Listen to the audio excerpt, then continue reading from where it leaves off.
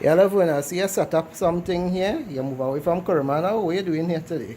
No, this is just another arm of my business, these sweet and tasty treats, Uh, where you can get baked goods other than the preservatives. So we can do coconut bakes, we do bread, we do hops, we do hamburger bread, white wheat or butter if you so choose. You can also get puff pastry if you want just the dough. You can get the dough, you can get the pastry. We do puffs, we do currants roll, pumpkin bread, cornbread, pone, chocolate cake, sponge cake, red velvet, black cake, because Christmas is coming.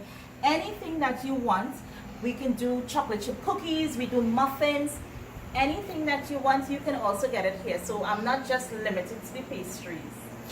why you had to break teeth? We don't have anything to break teeth. How soft the kurma is? The kurma is a very crunchy consistency. So the people who don't like it hard and they don't like it soft, they get the perfect crunch. So on a scale of 1 to 10, what would you say in terms of softness or crunchiness? It's a 5.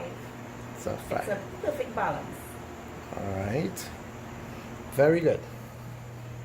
I see you do that one more natural. Eh?